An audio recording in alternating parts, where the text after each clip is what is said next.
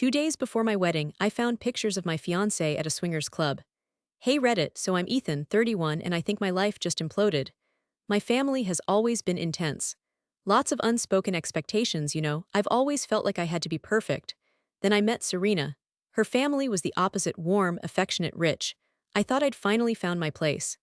Now, I'm not so sure, I don't even know where to start. Should I just cancel everything? 2 days before my wedding, I found pictures of my fiancé at a swingers club. Hey Reddit, so I'm Ethan, 31, and I think my life just imploded. My family has always been intense. Lots of unspoken expectations, I've always felt like I had to be perfect. Then I met Serena. Her family was the opposite: warm, affectionate, rich. I thought I'd finally found my place. Now, I'm not so sure. I don't even know where to start. Should I just cancel everything? It was Tuesday. I'd left work early to pick up Serena's wedding dress from the tailor, got home and her phone was buzzing on the coffee table. I normally wouldn't look, but the screen flashed a preview of a text. Last night was wild. When are you coming back? My gut twisted. Wild? We had a quiet night in last night. We ordered pizza and watched Netflix. Wild. I know, snooping is bad, but something felt off. Call it a premonition, so I looked. And I wish I hadn't. There were pictures, so many pictures. Serena, my Serena, at some club, dark, dimly lit. And she was, I can't even type it, with other people. Not just kissing, I mean full on everything. My stomach lurched. I actually threw up in the kitchen sink. The world started tilting. I felt this cold dread creep up my spine, this icy certainty that everything I thought I knew, everything I believed in, was a lie. I kept scrolling, almost in a trance, each photo a fresh stab to the gut. There she was, laughing, touching, kissing. God. I felt like I was going to pass out. The room started spinning. I had to sit down hard on the kitchen floor. I kept staring at the pictures, unable to tear my eyes away, even though every single one felt like a punch to the face. It was like watching a horror movie, except the monster was the woman I was supposed to marry in 2 days. 2 days, I called her, of course, voice shaking. She answered, all bubbly and cheerful. Hey babe, what's up? I just lost it. Where were you last night? I yelled. I probably sounded insane. She went quiet.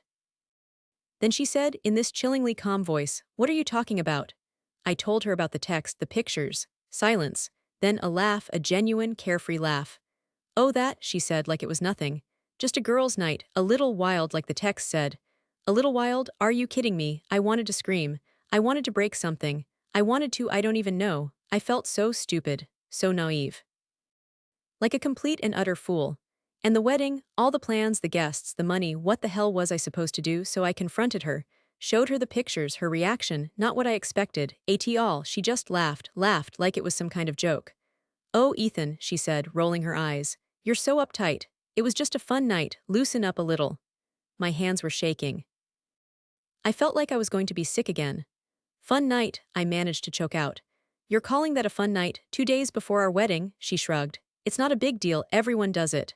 Everyone does it. I wanted to scream. I pointed at the photos, my voice rising. You were with other men, Serena, touching them, kissing them, I saw it. She just scoffed. Oh, please, don't be so dramatic, it was harmless fun. Besides, she added, her voice suddenly turning sharp, my parents have already spent a fortune on this wedding, you can't back out now. That's when my mom called. Perfect timing, right? Wrong. I told her I needed to talk, that something was wrong. I didn't go into details, just said it was about Serena and the wedding. My mom sighed this long, dramatic sigh. Ethan, she said, her voice tight. Don't you dare ruin this. Your father and I have put so much into this wedding. Think about what people will say, just work it out, you're being ridiculous. Ridiculous, that's what she said. While I'm standing here, holding pictures of my fiancé with another man, 2 days before our wedding, and my mother tells me I'm being ridiculous. Later, after Serena stormed out, I finally managed to tell my dad. He just shook his head, looking disappointed. Son, he said, marriage is about compromise. Every relationship has its bumps. You need to learn to forgive and forget. Besides, Serena comes from a good family. Think about the opportunities this marriage will bring. Opportunities? He was talking about opportunities while my world was crumbling around me. He didn't even ask me how I felt. He just cared about the damn opportunities. That's when it hit me. This wasn't normal. This wasn't just a little family drama. This was toxic. They didn't care about me, about how I felt, about what she had done. They just cared about appearances, about money, about what other people would think. And Serena, she was just as bad, blaming me for being uptight, using her parents' money as a weapon. I felt so trapped, so alone. Like I was drowning and no one was throwing me a lifeline, just bricks. Heavy, unforgiving bricks. I don't know what to do, Reddit. I'm supposed to be getting married in 2 days. 2 days. And I feel like I'm losing my mind. Help. A week later and things have gone from bad to nuclear. I'm seriously considering deleting all social media, changing my phone number and moving to a remote island. Is that an option? Asking for a friend. It's me, I'm the friend. So after Serena's fun night revelation, I crashed at my best friend Mark's place. He's been a lifesaver. He's the only one who actually listened, who didn't tell me to just get over it. Anyway, I thought I'd hit rock bottom. I was wrong. Serena's parents, the ones who have been shoving the fortune they spent on this wedding down my throat, have apparently decided that I'm the problem. They've launched a full-scale smear campaign. They've called everyone we know mutual friends, distant relatives I've met twice, probably the mailman telling them I'm emotionally unstable, that I'm having a breakdown, and that I'm holding their precious Serena hostage by refusing to go through with the wedding. Hostage? I haven't even spoken to her since that night. Then came the Ant Brigade. Ants I didn't even know existed started calling, texting, emailing, leaving increasingly insane voicemails. Ethan, dear, one particularly shrill voice shrieked, Serena is such a sweet girl, you need to man up and marry her. Man up. I'm the one who got cheated on 2 days before my wedding. Another aunt, apparently a self-proclaimed therapist, left a 20-minute voicemail dissecting my obvious intimacy issues. Are you kidding me? But the worst, the absolute worst, Serena's mom showed up at my parents' house. And my parents' house. She apparently brought photos of Serena crying, claiming I'd broken her heart. My mom, bless her soul, actually bought it. She cornered me later, tears in her eyes, begging me to just apologize to Serena and make things right. I lost it. I yelled. I probably said things I shouldn't have. But I couldn't take it anymore. She's the one who cheated, I roared. She's the one who should be apologizing. My mom just shook her head, muttering about how I was being difficult and throwing my life away. I'm exhausted. I'm barely sleeping. I can't eat. I feel like I'm constantly on the verge of a panic attack. My work is suffering. My life is a mess. And for what? Because I refused to marry a woman who thought a swingers club was a suitable pre-wedding activity. This isn't about the wedding anymore. It's about principle. It's about self-respect. I'm starting to realize I need to fight back. I need to get a lawyer. I need to protect myself. This has gone way too far. So after the nuclear fallout with Serena's family and the Ant Brigade from hell, I finally managed to crawl my way to Mark's apartment. I looked like a zombie, hadn't slept in days, felt like I'd aged about a decade. Mark, bless his heart, just pulled me in for a hug. Dude, he said, you look like you've wrestled a bear and lost. I just kind of slumped onto his couch, feeling completely drained. It was hard to even talk. It's insane, Mark, I mumbled. They're all against me, they're acting like I'm the crazy one. I hesitated, it felt so humiliating to even say it out loud. They think I'm overreacting, I stammered. About the swingers club, Mark's jaw actually dropped. They what? He practically yelled. They're defending her after what she did. I nodded miserably, burying my face in my hands. They're saying I'm being difficult, that I should just man up and marry her. Her mother showed up at my parents' house with pictures of Serena crying, like I'm the one who messed up. Mark was pacing now, looking furious. This is unbelievable, Ethan. They're trying to gaslight you. They're twisting everything to make you look like the bad guy. He stopped and looked at me, his expression serious. Ethan, he said, you need to understand something. This isn't about the wedding anymore. This is about them protecting their image, their precious reputation. They don't care about you or Serena for that matter. They just care about what people will think. That hit me hard. It was like a light bulb went off in my head. Mark was right. It wasn't about me. It wasn't even really about Serena. It was about them. Their perfect little world, their perfect little daughter, their perfect little wedding, and I was the one who was ruining it all. They're trying to bully you into silence, Mark continued.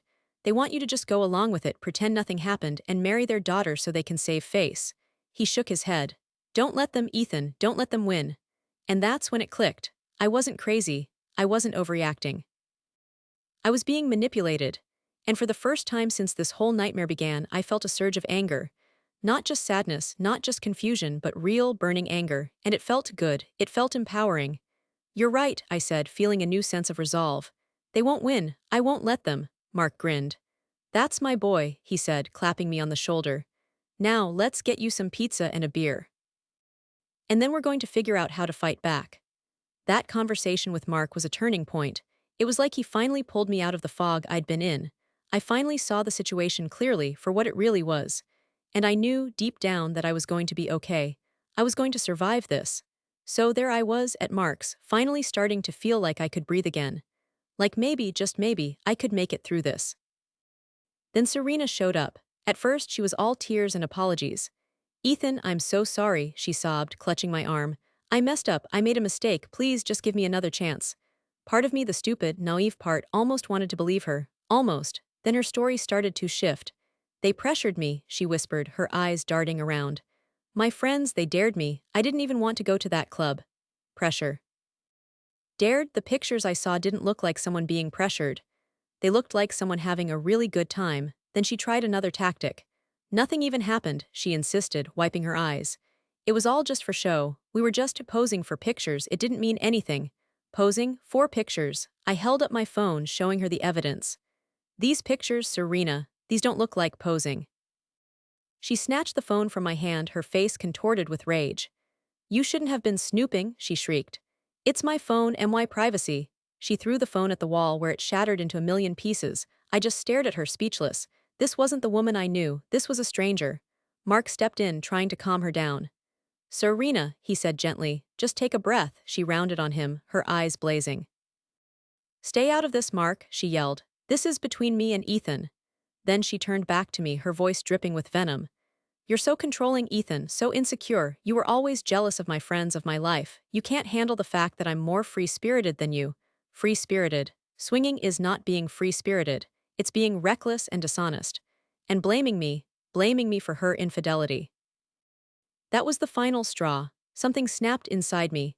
The hurt, the confusion, the self-doubt, it all vanished, replaced by this wave of icy clarity. It was like a switch flipped in my brain. My chest tightened, my hands clenched into fists. I felt this surge of anger, hotter and more intense than anything I'd ever felt before. It was like a dam had burst inside me, unleashing a torrent of rage and resentment. I looked at her, really looked at her, and I saw her for who she truly was, a liar, a manipulator, and I was done, completely and utterly done. "Get out," I said, my voice low and steady, "just get out." She stared at me, her mouth open like she couldn't believe I was actually saying it. "What?" she stammered. "Get out," I repeated, pointing to the door. "And don't ever come back." That was it. That was the moment everything changed. I wasn't a victim anymore, I was a survivor, and I was finally taking back control of my life. Okay, Reddit, buckle up. This is how I prepped for the fallout, because after Serena's little free-spirited meltdown at Mark's, I knew this wasn't just ending. This was going to explode. First things first, damage control. I turned off my phone. Seriously, the onslaught of crazy from her family and the Ant Brigade was enough to make my head spin. I needed a break. I stayed at Mark's because he's the real MVP in this whole mess. He's my rock. Then I started making calls. My parents. The efficient. The honeymoon resort. Cancel everything. It was brutal, every call a fresh reminder of what should have been. But it had to be done. Each cancellation felt like cutting another string tying me to this nightmare. I gathered all the evidence I had. The photos, thank God I backed them up before Serena smashed my phone. The texts. Anything that proved what she did. I printed everything. Multiple copies. Because you never know when someone's going to try and pull a fast one. Call IT paranoia, but I wasn't taking any chances. I knew I needed professional help. This wasn't just about a broken heart anymore. This was about potential legal battles, financial messes, and reputational damage. I called a lawyer, a friend of Mark's who specialized in family law. He was blunt but reassuring. He told me I was doing the right thing and that he'd make sure I was protected. Having him on my side was huge. My strategy? No contact with Serena, with her family. With anyone who was going to try and guilt-trip me into going back, I needed to stay strong. This wasn't about winning an argument. This was about protecting myself. This was about my sanity. Silence was my weapon. Mentally and emotionally, I was a wreck, but Mark was there. He listened. He validated my feelings. He reminded me that I wasn't crazy, that I wasn't overreacting. He helped me see that this wasn't my fault. That I deserved better, and that more than anything gave me the strength I needed to face what was coming. I knew the confrontation was going to be brutal. I knew there would be tears, accusations, maybe even threats. But I was ready. I had my evidence. I had my lawyer, I had my friend, and most importantly, I had my self-respect back. I was prepared to walk through fire. I was prepared to burn it all down. Bring it on. Okay, Reddit, so the confrontation. It wasn't what you'd expect. It was more like a non-confrontation, a ghosting of epic proportions, and it was glorious. The wedding day arrived. I was at Mark's, trying to eat a piece of toast, but my stomach was churning. Mark was scrolling through his phone, his face grim. Dude, he said, you are not going to believe this. He showed me a picture. It was a screenshot from Instagram. A picture of Serena at the wedding venue in her dress. The caption, he's just having cold feet, he'll be here any minute, soulmate's true love, he's coming. My blood ran cold. Cold feet. She was posting about cold feet while I was sitting here trying not to throw up after she'd been caught red-handed at a swingers club, the audacity. It was breathtaking. Mark started getting texts. Friends who were at the venue, filling him in on the unfolding drama. Apparently Serena was putting on a whole show. Laughing, chatting, reassuring everyone that I was just nervous and would be there soon. SHE was gaslighting 200 people. Hours passed. The ceremony time came and went. Still no Ethan. The texts from Mark's friends got more and more frantic. Where is he? Is he okay? What's going on? Then the tone shifted. Serena's starting to freak out. She's asking everyone if they've seen you. She's whispering to her mom. Oh boy, this is not good. Finally, the message I'd been waiting for. Bridezilla meltdown. Full-scale nuclear explosion. Tears, screaming, it's a mess. I didn't go, I didn't call, I didn't text, I just stayed silent. My absence was the statement. The ultimate mic drop. And you know what? It felt amazing, liberating. Empowering. I wasn't going to give her the satisfaction of a confrontation. I wasn't going to let her twist the narrative. I wasn't going to let her make me the villain in her story. The turning point wasn't a single moment, a single sentence, a single action. It was the realization that I didn't owe her anything, not an explanation, not a justification, not even a goodbye. The power dynamic shifted when I stopped caring what she thought, what her family thought, what anyone thought. My silence was my power. My absence was my victory. I later heard through the grapevine that Serena's parents were furious. They wanted their money back. They threatened to sue, let them. My lawyer was ready. I was ready. That day, I didn't just dodge a bullet, I dodged a nuclear warhead. And I walked away, not unscathed but whole, stronger, wiser, and finally truly free. I didn't need to confront her, she confronted herself. And the world saw her for who she really was. So Reddit, that's my story, the Swingers Club surprise. It was the worst thing that ever happened to me, and the best, because it finally woke me up. It showed me who my real friends were. And it taught me the most important lesson of all. Sometimes, the most powerful thing you can do is walk away. And never look back. It's been 6 months since the great wedding debacle, and wow, what a ride. The immediate aftermath was messy, to say the least. Serena's parents went full-on nuclear, leaving threatening voicemails demanding I reimburse them for the wedding costs. My lawyer handled that, thankfully. Turns out, there's this thing called a contract, and it protects you from crazy in-laws who think their daughter's swinger tendencies are somehow my fault. There was some back and forth, but eventually, they backed down.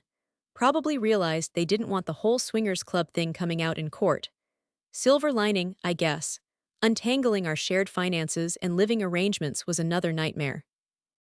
We just moved into a new apartment together, and dividing everything up was brutal. Every piece of furniture, every kitchen utensil felt like a reminder of what I'd lost. What I'd almost lost, actually. Now I'm in my own place, smaller but mine, and it feels good, really good. My parents, well, they're slowly coming around. They still don't fully understand, but they've stopped blaming me. My mom even apologized for calling me difficult. Progress people, my dad still mutters about lost opportunities, but I'm choosing to ignore him. I've realized that their approval isn't what defines me, I am enough. Mark, as always, has been my rock. He helped me move, listened to me rant, and celebrated with me when I finally got rid of the last of Serena's stuff. He's the best friend a guy could ask for. As for me, I'm different. I'm in therapy, which is honestly the best decision I've ever made. It's helped me process the betrayal, the anger, the self-doubt. I'm learning to set boundaries, something I was terrible at before. I'm also learning to recognize red flags. Swingers clubs aside, there were definitely issues in my relationship with Serena that I ignored, brushed under the rug, because I was so desperate for that perfect family I thought I'd found. Big mistake. I've been on a few casual dates, nothing serious, but it's nice to just connect with people again. I even joined a climbing gym. It's a great way to channel my anger and build some serious upper body strength. Who knew heartbreak could lead to such impressive biceps? The biggest change, I accepted a job offer in another city. A fresh start, a clean slate. It's scary, but also exhilarating. I'm finally putting myself first. This whole experience has been a roller coaster. Painful, yes, but also incredibly transformative. I lost a fiancé, but I gained something far more valuable, myself. I'm stronger, more self-aware, and more resilient than I ever thought possible. I'm not fully healed, not yet, but I'm getting there. One climb, one therapy session, one awkward first date at a time. So, Reddit, what do you think? Anyone else survive a pre-wedding catastrophe? How did you handle the fallout? Any advice for navigating the post-explosion wasteland? Let me know. Because honestly, hearing your stories makes me feel less alone.